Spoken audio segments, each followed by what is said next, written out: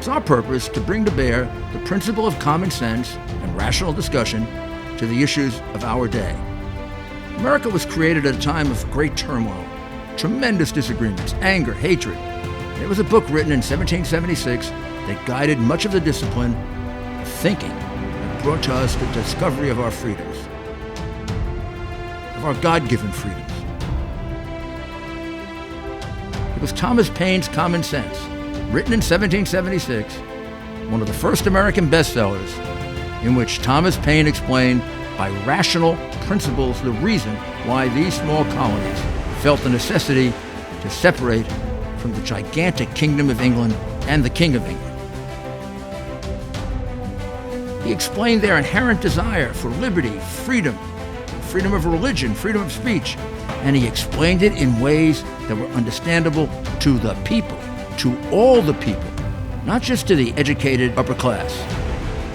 Because the desire for freedom is classless. The desire for freedom adheres in the human mind and in the human soul. Today we face another time of turmoil, of anger, and very, very serious partisan division. This is exactly the time we should consult our history. Look at what we've done best in the past and see if we can't use some of that to help us now. We understand that they created the greatest country in the history of the world, the greatest democracy, a country that has taken more people out of poverty than any other country on earth. They weren't perfect men and women, and neither are we. But a great deal of the reason for America's constant ability to self-improve is because we're able to reason, we're able to talk, we're able to analyze. We are able to apply our God-given common sense. So let's do it.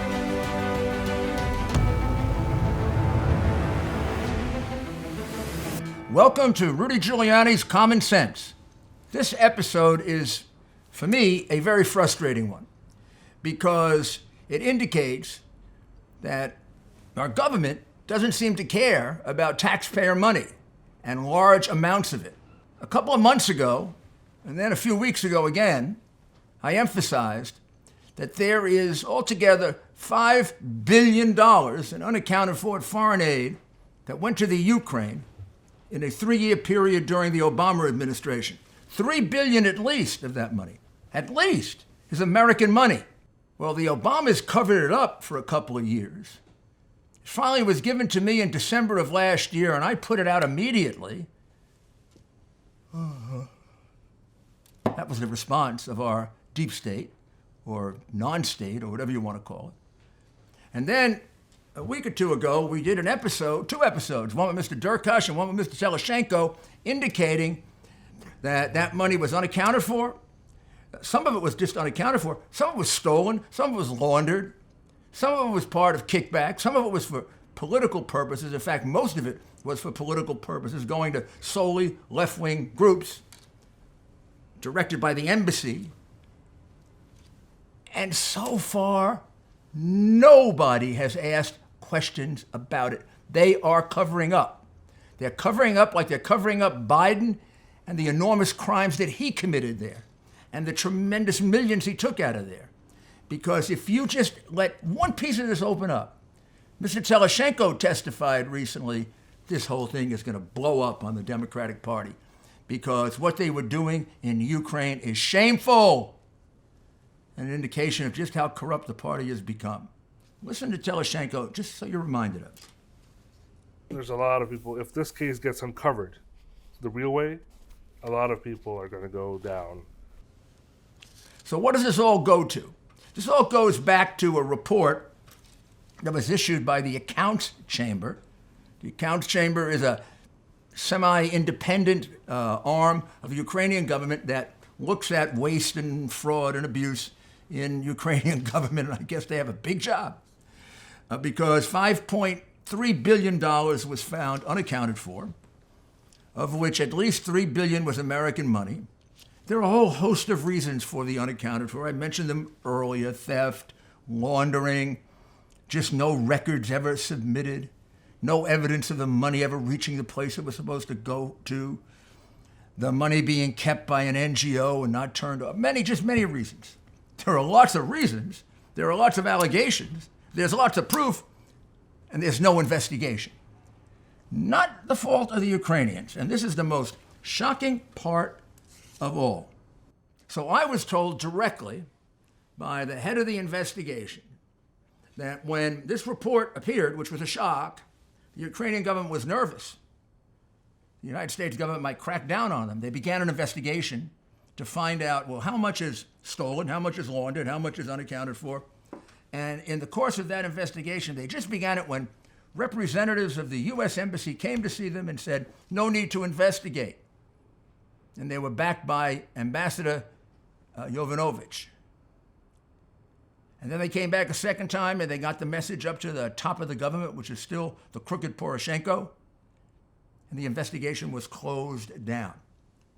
The chief investigator has told me he is ready, willing, and able to come here and testify about that before Congress or in a court of law. But nobody has asked him. Nobody has asked him. And there are two other witnesses who you have heard on tape testifying to me, Mr. Derkash and Mr. Teleshenko, about exactly the same thing. This report being issued, this report being shocking, and then this report being covered up, and covered up at the instance and request of the United States government, in particular, the embassy. I think Mr. Derkash is the one who testifies that if anyone revealed anything about this, they'd have been in terrible trouble with the embassy. Your government did try to make an attempt to determine the accountability of this spending. Is that correct?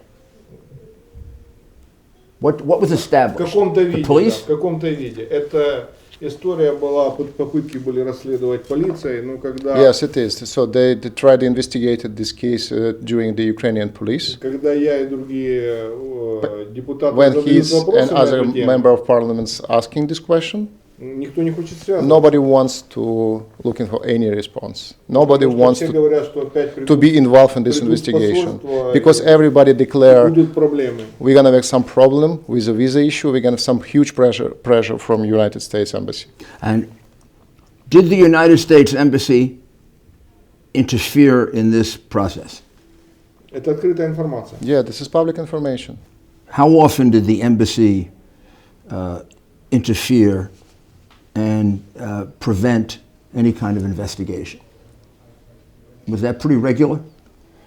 Я могу сказать, что просто блокировалась I have to информация. say they blocked any information, any leaks, any published, anything what do not be approved previously by the U.S. Тот, кто Embassy. начинал это расследование, тут же подвергался атакам. And who started this investigation immediately was attacked by U.S. Embassy, Вот этих вот не американского посольства, а вот этих организаций, которые was attacked by NGO and by the civil activists. So you say to yourself, with these three witnesses who are willing to come here and testify under oath, and with all the phony hearings we've had, with hearsay witnesses, I heard this, and then I heard that, and then I heard this, I heard that, and I heard this, but I never really heard anything. We got three witnesses who heard it, who heard the American embassy and American representatives oddly, strangely, corruptly trying to obstruct an investigation of $3 billion of your money being wasted. And that doesn't belong in an American court? That doesn't belong before committees of the Congress instead of this made-up impeachment coup nonsense? What is wrong with the Democratic Party? How bad has it become? Well, they're ready, willing, and able to come here. This is money, U.S. taxpayers' money. This is all, well, 3 million of this. $3 billion. Right. I can't even comprehend the amount. 3 billion of this is American taxpayer dollars, Yeah, right? Taxpayer and other So this- European taxpayers' money. So, but you didn't even know about this until recently. This document, no, it's kept private, even though it should be a public document. This is a a government- devastating document. And nobody talks about it. The big question in the United States always is, how effective is our foreign aid? President Trump ran on straightening out foreign aid. I imagine had this document been known before the election, Trump would have won by 3 more percent or 4 more percent. I mean, because it would prove what Trump had always been saying, that our foreign aid, we got to be careful about it because it isn't going to help the people. No. A lot of it is being diverted for private purposes. Yes. So there are many, many cases here to be investigated. But when it came out, it wasn't investigated, right? No. It was covered up. The police covered it up, and because they were pressured by the U.S. Embassy in Kiev. Yes, I spoke to one very, very distinguished gentleman, Mr. Kuliak, I can say that, who says that they were pressured twice not to go forward with this, and then finally the president said, drop it. Even though this is an official document from a body which is part of the government, which is a constitutional body which controls basically all the budgets in Ukraine and coordinates how the funding is being spent, and nobody talks about it. So they didn't want it to go forward. The embassy didn't, because they're implicated in this, aren't they? They're the ones who decide which NGOs get the money, Yes. and they give it to their pals. Yes. And their pals are all left wing. Liberal, left wing, pro Soros, pro Not a Democrats. penny to a moderate or conservative group. If you're a conservative, you're not even welcome in the U.S. Embassy in Kiev right now. I used to help the U.S. Embassy a lot during Maidan, prior Maidan, when we were opposition to Yanukovych. And after Maidan, and when Trump was going for president, I showed my views to support President Donald Trump. And you were, Blocked from the embassy, saying we don't want to deal with and it. many other people. There's a lot. And in some cases, visas denied by the ambassador. Yeah, hundreds of people were blocked, and that's how the relationship between our countries start to soar.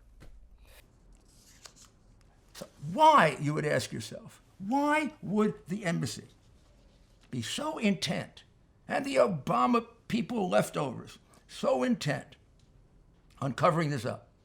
Why? Well, it doesn't take a genius to figure out why. Because they're implicated in the wrongdoing. Because they're implicated in the corruption. Because they know how a lot of that $3 billion got misspent. You see, the money didn't come, as you might think, from the Ukrainian government, or to the Ukrainian government from the U.S. government. I did a little chart here. Excuse the fact that it's not very professional, but this is what I used to do when I was a prosecutor and just a very young child. So I go back to it. It makes me feel good. Here's the U.S. government. Here's how it's supposed to go. See the red lines here? It's supposed to go $4 million. This is a particular project. We're using one as an example, a relatively small one. So U.S. government, $4 million is supposed to go to help with computers in the General Prosecutor's Office in Ukraine. Worthy cause. You would think it would go to the Ukrainian government. The Ukrainian government would give it to the General Prosecutor, and then would do an accounting that the $4 million was used for improving computers, not for holiday trips, vodka, dates, or maybe just some money kind of missing and we don't know where it went. But that isn't the way it happens. It doesn't happen that way. The money doesn't go, that $4 million doesn't go like this. The money goes like this. $4 million. The American embassy takes it. The embassy should really be right here. The embassy should be right at that point right there. The embassy takes it, right, and gives it to its selected friendly NGO. Right here, the NGO, NGO. And the NGO takes $2 million out for itself and then sends $2 million to the General Prosecutor's Office. So what happened? $2 million disappeared. Oh, in this example, you know where that NGO was? It was in Italy. What the heck is an NGO in Italy going to do to help the special prosecutor in Ukraine? Special prosecutor in Ukraine says they did nothing. They were being paid off. They're being paid off because they're political allies of the left-wingers who are part of this network. They're political allies of Soros and what was described by another Ukrainian as sons of Soros. There's a common denominator with all these NGOs. They are all left-wing. They're all left-wing of left-wing. They're all so left-wing, they're falling off the cliff. Because when you're left-wing in these parts of Europe, boy, you are crazy. They are described as either Soros-owned or children of Soros, but even further left. These are people who believe in one government. No America, no England, no Ukraine, just one government. Soros, I guess, could be the prime minister, or Obama could be the president, but we'd all be one happy government.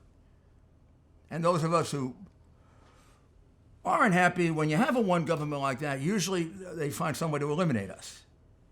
So that's the purpose of the embassy obstructing justice and covering it up. It's clear, it's provable by witnesses, it's provable by documents, and it hasn't been investigated by our government, and that is a disgrace. So, before I get too upset, why don't we take a short break, and then we'll be right back. For those of you who know me, in addition to law and politics, I'm passionate about the Yankees, baseball, football, all sports to watch, golf to play, history to read, opera, classical music to listen to and watch, and cigars to relax and socialize. And I have definite opinions on the best cigars for the right time and the right place. And you'll hear about that too. But the revolution in cigars took place in the 1990s. Most cigars then were machine-made with foreign ingredients. Now it's just the opposite. Most are hecho a mano, man-made, all organic, natural, and premium. The revolution was led by one man and one man alone, Marvin Shanken, and Cigar Aficionado magazine. Marvin had been rating wines quite successfully for Wine Spectator magazine, and he brought the rating system to cigars. The first cigars rated in the 90s were gone in a flash. Even now, the first thing I do when I get my magazine is I go right to the ratings page. There it is. 93, 91. Oh yeah, I'll go for that one. Then there'll be 94. Whew, 92. Problem is you got to get there fast because they go fast. This revolutionized the cigar industry. If you like wine, if you like scotch, if you like bourbon, if you like rye, if you like vodka, if you like gin, they're the magazines for you. And you know what? Subscribe to Cigar Aficionado right now through the link on our website.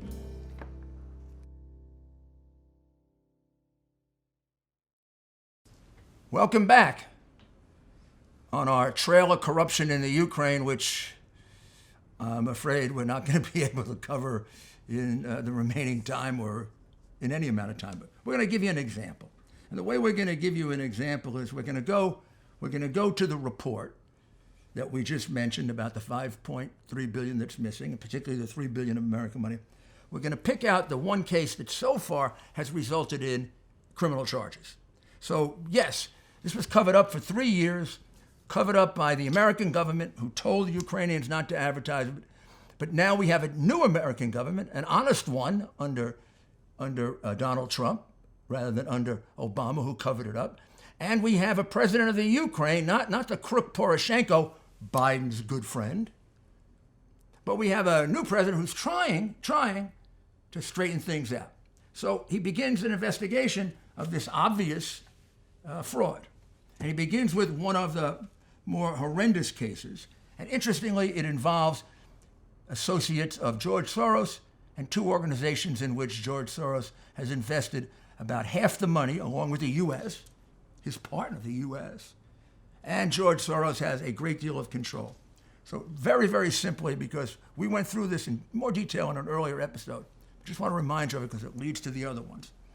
This organization to help people with AIDS was established.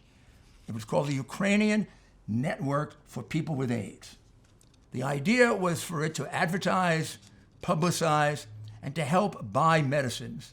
It didn't actually do treatment of people with HIV/AIDS, but it bought the medicine. Very, very convenient. Person put in charge of it, so you can get an idea of what the intent was from the beginning, was a gentleman named Dmitry Sherembai. Dmitry Sherembai had qualifications for the job. He had been imprisoned 4 times for larceny. So I guess, if you want to get a good price for medicines and you want to do it honestly and You pick somebody with no criminal record, with a background of austerity in the way he handled things. If you want to cheat, steal as much as you possibly can, you go get an ex-convict who's demonstrated in the past that he's very good at it. Well, that's what Soros got for this phony charity that was supposed to help people with AIDS. No, it didn't. What it did was it conspired with the crooked pharmaceutical companies in Ukraine and Europe, got the price for the drugs doubled and tripled. This happens in the U.S. I've seen cases in the U.S. just like this, but this was blatant. Double or triple the price. And then that difference, the delta, got split. And it got split in different ways. Some of it came to Shirembe, some of it went to oligarchs, some of it went back to the pharmaceutical company, and some of it was used to fund what I would regard as significantly anti-American political causes, but certainly left-wing political causes that would like to see the American government subsumed within the world government. Good luck with that. And would like to see socialism, if not communism, replace capitalism. So that was going on for some time. And it became a bit of a scandal. But the boys came up with a solution. The crooks came up with a solution. They decided, let's have another NGO. Because all the liberals love NGOs. It sounds great, non-government organization. I belong to an NGO. No, in the case of Shirembe, I belong to a crime organization. That's what it really is. So now they established something called ANTAC, the Center for Anti-Corruption. The idea of ANTAC is privately, they're going to do audits, they're going to look at corruption, they're going to help with corruption, and they put a guy named Vitaly Sabunin to run it. Vitaly is Dmitri's best friend. So Dmitri the crook is going to get overlooked by his best friend. That's pretty convenient, right? And it's pretty crooked, isn't it? But it's worse than that. Follow this now. Dmitri Shirembe, who runs the crooked AIDS organization, doing the kickbacks in millions, is put on the board and is a founding member of the organization that's going to oversee him, called ANTAC. You got it? Shirembe's running the scheme, and then they make him the overseer of it. And then when the government decides to create, by Soros again, all of this is funded by Soros, by the way. All of it. Half of it is funded by Soros, the other half by the sucker U.S. And then when they established NABU, which was done by George Kent of our State Department, and by Soros's people, NABU is the Special Investigator's Office. They're going to be the government unit that overlooks the crook Shirembe. They put him on the board of NABU to help select the people who are going to be in NABU. I mean, isn't this like just throwing it in your face? Like, you're all too stupid to figure it out? Or too lazy? Or too crooked? Because you're making your own money, so you ignore all this. So that's this case. Thank goodness this case has actually been brought to several criminal complaints. I have them here. Lays it right out. 2 of them are repeatedly convicted of a severe crime, Shirembe Dmitro Olyevich, which I guess is his official name, and his close friend, Shabunin Vitaly Viktorievich, who jointly founded the Center for Anti-Corruption. Basically then goes on to point out that it didn't do much about corruption, that it never wrote a report critical of the AIDS organization, even though there were many, many cases brought for embezzlement of money. And then it comes to the conclusion. According to the information, which needs to be investigated, Shirembe Dio and Shabunin VV organized a scheme for embezzlement of internal technical assistance funds through the All-Ukrainian Network for People Living with AIDS, founded by Shirembe Dio. It was in the period 2015 to 2017. They give a list of the people who contributed, and then they give a list of how the money was laundered, and then they point out that this results in a charge that carries with it a 7 to 10 year prison sentence for Soros's good friends and associates. Did you read about this in an American newspaper? No. Are American media covering it up, even though it involves significant American money and one of the biggest donors to the Democratic Party, George Soros? Yes, they are covering it up. Does that indicate they're corrupt? Comes pretty darn close to indicating that. This is a very serious case. There's a second complaint that points out that Shirembe, who was running this AIDS operation and was on the board of the overseers, has been repeatedly convicted of severe crimes. And he and his close friend Sabunin jointly founded these organizations, and that he embezzled, organized, the two of them organized a scheme for embezzlement of international technical assistance. The amount? $133,881,757 million. Okay, let's round it off. $134 million unaccounted for by these crooks who never had any accountability because they were in bed with the Obama administration and the Obama administration's chief funder, George Soros, and Hillary Clinton's chief funder, George Soros, who has done everything he can to corrupt Ukraine for his own purposes so he can get cases on Antac dismissed, cases on his friends dismissed. There's also right here a chart of approximately 20 cases. I can't go into them in detail, not only because we don't have time, but because they're in various stages of being investigated. But they show $3 million being paid to something called Policemen of the United Territorial Community, and that's run by the brother of a Democratic United States congressman. Then there's another one called Internews Network, which involves many, many Democratic journalists and operatives. The amount of money they get paid, they don't even produce a newspaper. They don't even produce anything. I'm going to give you the monies. $35 million, $20.7 million, $17.9 million. That was support for leadership organizations. Then they have, this one is fabulous, $51.6 million. This is to give people more confidence. Generally you go to psychiatrists for this, not a bunch of hack politicians. But we paid $51.6 million. I wonder if we ever went back and tested whether anybody got more confident as a result of this money being spent by the Chamonix International Corporation. Community Engagement Program, $22 million. Program in Ukraine, they don't describe what it's for. Well, that's okay. It's only $1.1 million. Why describe what it's for? The America House, again, not describe what it's for, but run by a lot of Democrats. But somehow, no Republicans ever get into any of these programs. And this one here called Eurasia, at $20 million. It's got a big group of Dems: Thomas Stein, Jan Kalicki, Anders Aslin of the Atlantic Council, Lee Hamilton. You remember Lee Hamilton? Democrats, millions unaccounted for. And one of the business partners, Thomas Fiala of George Soros. They all got, let's not forget the amount of money they got in a very short period of time. Oh, gee, only $20 million. And then $9 million for another Democrat-run organization called the National Democratic Institute for International Affairs. And Walter Mondale is involved with that.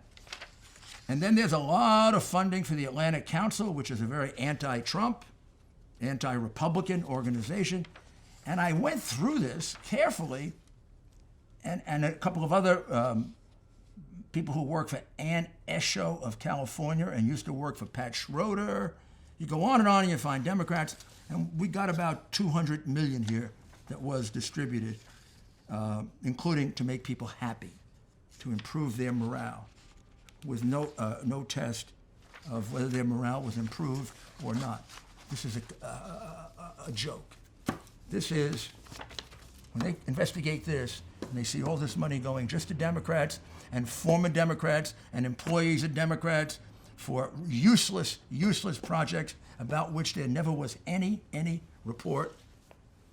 Hopefully they will be held accountable. So here's my plea. Here's my plea. My plea is that this get investigated. This is real. This isn't a Russian plot. The Russians didn't steal this money. The Americans and the Ukrainians did. And there's plenty of corruption in Russia, plenty to investigate there. But that doesn't mean you ignore the theft of our money. And let's face it, the Ukrainians who brought this to me are outraged. This was supposed to go to help people with AIDS. Half of it, if not more, went in graft. That's a sin. That's not just a crime, that's a sin. A sin that you would think Democrats would care about as much as Republicans, with all the things they say about HIV and AIDS.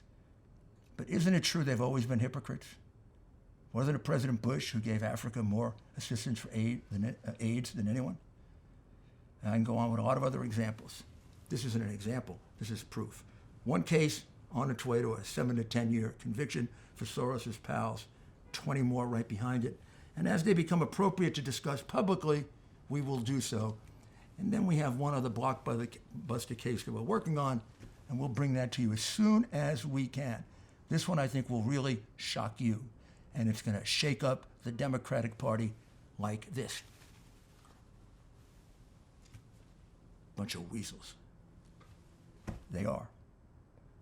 When you fool around with the public trust, you're not worth anything. So thank you very much, and we'll be back very shortly. Thank you.